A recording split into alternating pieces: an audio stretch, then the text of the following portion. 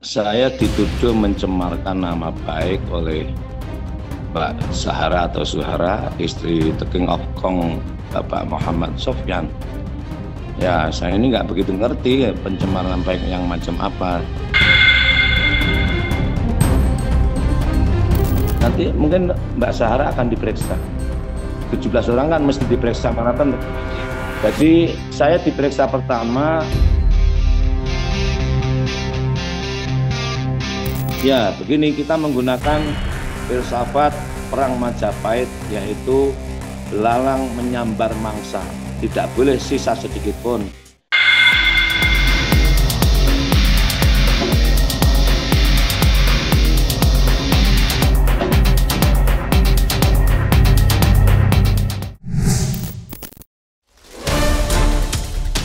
Kasus perseteruan antara mantan dosen UIN Malang, Kiai Muhammad Imam Muslimin atau yang akrab disapa Yai Mim, dengan tetangganya Zahra, kembali memasuki babak baru.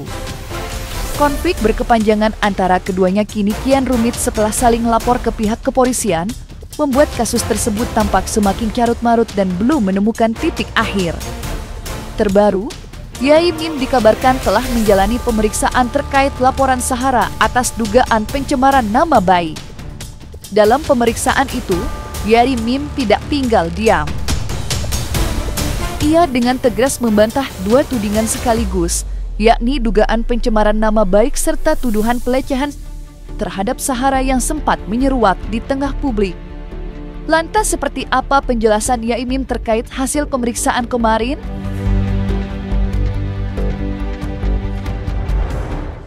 Saya dituduh mencemarkan nama baik oleh Mbak Zahra atau Zuhara, istri The King of Kong, Bapak Muhammad Sofyan. Ya, saya ini nggak begitu ngerti ya, pencemaran baik yang macam apa. Ya, pertanyaan-pertanyaan dari penyidik semua saya jawab dan saya bantah.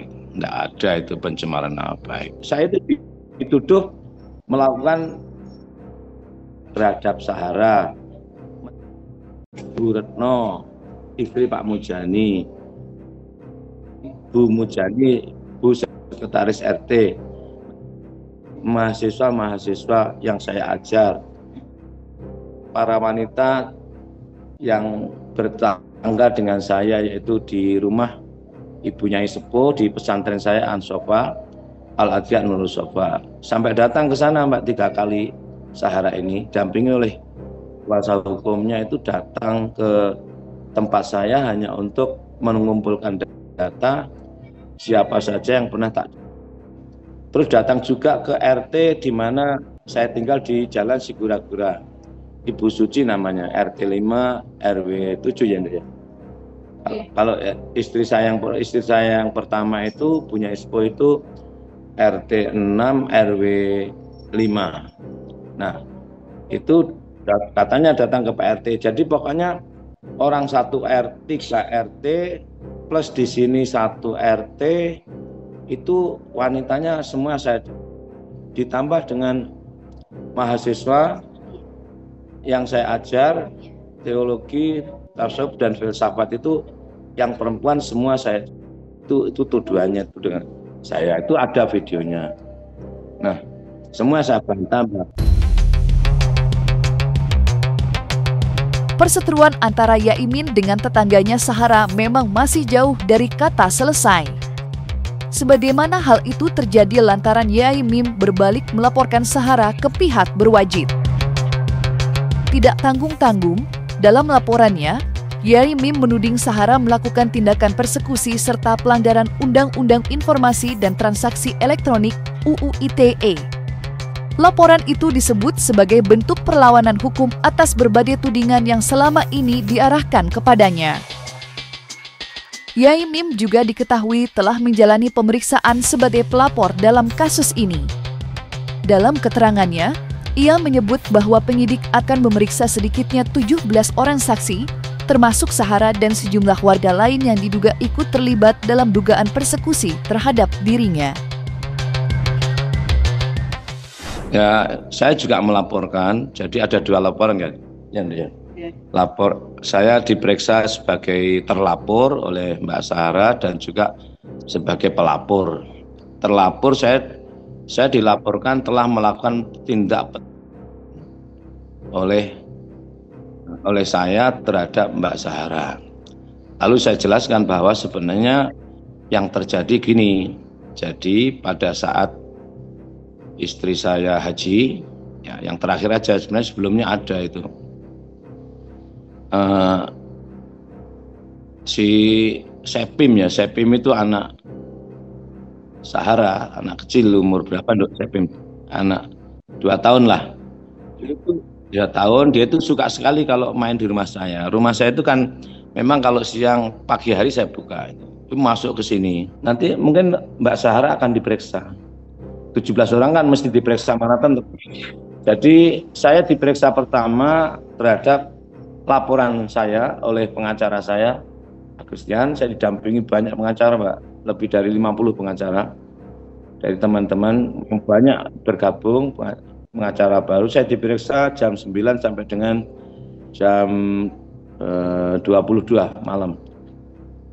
Banyak pertanyaan. Orang yang saya laporkan itu pasti akan dipanggil, dimintai keterangan, dan itu kan sementara 17 orang.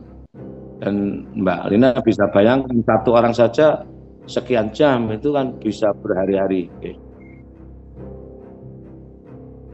Ya, karena Pak RW pun saya laporkan, RW, RT, lurah, pokoknya semua, kayaknya hampir semua nanti pada akhirnya bisa jadi kata-kata menurut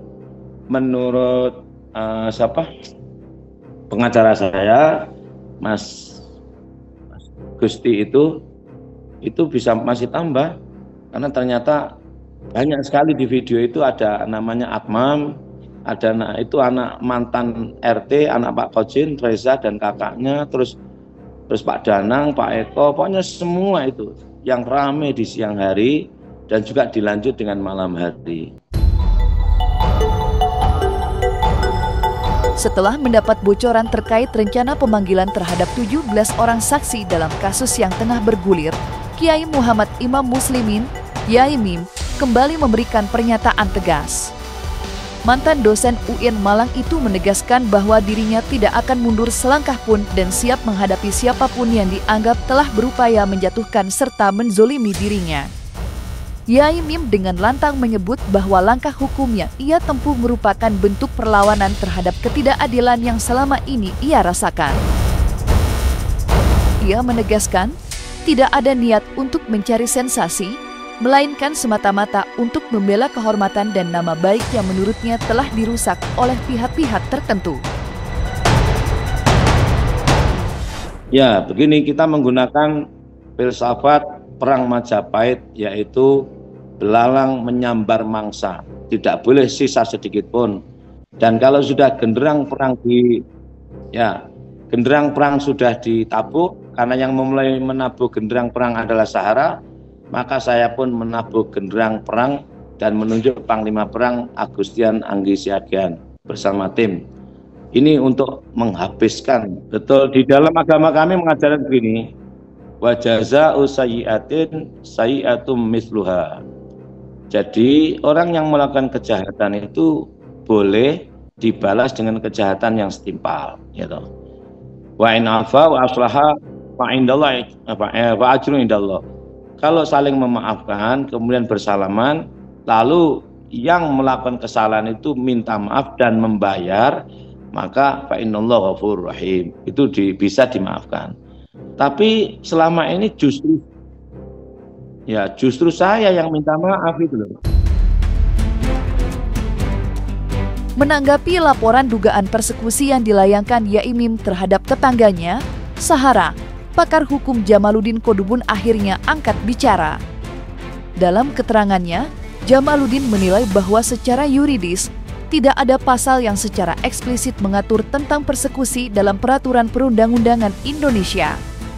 Meski begitu, ia tidak menutup kemungkinan bahwa laporan tersebut tetap bisa diproses apabila memenuhi unsur-unsur pelanggaran hukum lain yang relevan. Lebih lanjut, Jamaluddin menegaskan pentingnya kejelasan konteks dan bukti dalam laporan YAIMIM. Menurutnya, tanpa adanya penjabaran yang jelas tentang bentuk persekusi yang dimaksud, proses hukum akan sulit berjalan. Jadi kalau terkait dengan persekusi itu sendiri, itu sebetulnya belum ada pasal yang begitu jelas, terang benderang, yang kemudian bisa dikenai oleh siapapun terkait itu. Mungkin kalau melakukan perbuatan tidak menyenangkan itu barangkali, atau ya kalau pelecehan kan nggak mungkin, atau menghalang-halangi, ya saya kira bukan juga ada sesuatu yang menghalang-halangi di situ.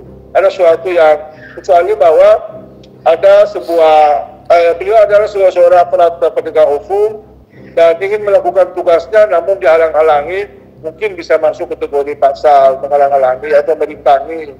Dan karena ini sebagai masyarakat yang mungkin ya perbuatan tidak menyenangkan aja barangkali yang bisa dikenai.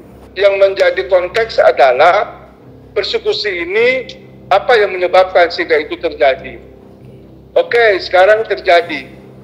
Nah pertanyaannya, apakah ini lebih ke penghinaan atau lebih ke kekerasan atau lebih ke apa? Sehingga kemudian dalam menentukan pasal yang dikenai berkaitan dengan tindakan pihak-pihak yang seperti disebutkan tadi, itu kemudian bisa dirunut. Dan saya kira kalau memang toh ada keinginan dari Kiai Imin misalnya untuk mau melaporkan misalnya, maka mungkin lawyernya atau beliau bisa berkonsultasi kira-kira apa yang kemudian dikenai atau apa yang dirasakan beliau pada saat itu.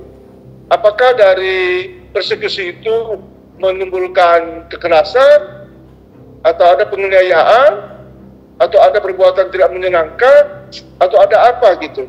Sehingga itu yang kemudian bisa dijadikan sebagai dasar untuk dilaporkan kepada pihak kepolisian. Tentu ada saksi, kemudian ada keterangan dari misalnya siapa yang ketika itu melihat, atau ada bukti-bukti apa misalnya akibat dari itu beliau terjatuh, terdorong, atau ada luka atau apa, sehingga itu menjadi sebuah bukti bahwa pasal yang dikenakan itu sebagaimana yang tadi kami sebutkan itu. Melihat situasi pelik yang terus memanas antara Yaimim dengan Sahara, Jamaluddin Kodubun juga turut memberikan pandangannya terkait permasalahan ini. Ia menilai bahwa konflik yang sudah berjalan cukup lama dan melibatkan saling lapor ke pihak berwajib ini sebaiknya tidak terus dibiarkan berlarut-larut. Menurut Jamaluddin, langkah terbaik yang bisa ditempuh kedua belah pihak saat ini adalah menempuh jalur damai. Ia menilai penyelesaian secara kekeluargaan akan jauh lebih bijak dibandingkan memperpanjang polemik melalui proses hukum yang justru dapat memperkeruh suasana dan merugikan semua pihak. Maka baiknya masing-masing pihak bisa menahan diri. Kan toh kemarin sudah ada perdamaian. Menurut Kiai Imin juga kan ini sebetulnya bukan masalah gitu. Ini soal remeh-temeh katanya. Kalau kemudian pada akhirnya berujung saling lapor-melapor, ini kan lalu kemudian juga menimbulkan tanda tanya. Kok kenapa di ruang publik masing-masing sepertinya udah saling memaafkan, mesra antara satu dengan yang lain, tapi kok pada sisi yang lain kemudian ada saling melapor lagi di kepolisian. Nah ini yang menurut hemat saya, ini yang mesti harus bisa dipahami dan disadari benar, sehingga mungkin saja ini lebih baik diselesaikan di non litigasi atau di luar daripada kepolisian misalnya, atau mungkin saja dari pihak kepolisian yang bisa nanti mudah-mudahan membiasi ini agar bisa terselesaikan permasalahan ini tanpa mesti harus sampai ke tingkat peradilan lagi. Kami juga menyayangkan kenapa harus ada persekusi. Ya mungkin masyarakat punya penilaian tersendiri. Tapi apapun itu, saya kira beliau adalah seorang tokoh agama, tokoh masyarakat, orang yang dituakan. Ya kita hargailah, terlepas dari ada perbedaan pandang soal sikap beliau, dan mungkin hal-hal lain yang menurut pandangan subjektivitas masyarakat atau tetangga agak berbeda. Tapi apapun itu, kita mesti harus menyadari satu hal, bahwa manusia ini tidak ada yang sempurna. Bahwa itu dia anak kecil, orang dewasa, orang tua sekalipun, tentu kita ada salah dan hilaf. Karena itulah, kalau sudah sampai pada tahap ini, menurut saya, ya ini yang mesti harus masing-masing pihak, termasuk juga tetangga, masyarakat yang lain, bisa menahan diri, bisa kemudian ya memaafkan satu dengan yang lain. Kan di antara mereka sendiri sebetulnya sudah tidak ada soal. Hanya saja kan mungkin ada ya hasutan dari pihak-pihak lain sehingga kemudian dia menjadi ya jadi panas lagi seperti saat ini. Nah ini yang menurut saya ini sebuah contoh yang kurang elok. Apalagi ya Republik kita hari ini kan banyak dirundung masalah-masalah. Saya kira hal-hal yang kayak begini ya jangan perlu terjadi lah. Bahwa kalau memang itu sudah terjadi, ya kita carilah kira-kira apa solusi terbaik agar jangan sampai panjang, lebar, kemudian bisa membuat masyarakat ya menjadi gaduh. Nah ini kan hal-hal yang mesti harus bisa sama-sama kita jaga dan bisa menahan diri, Mbak.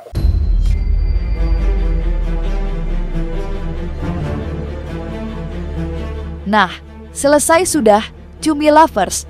Jangan lupa untuk like, subscribe, dan juga share channel YouTube Cumi Cumi.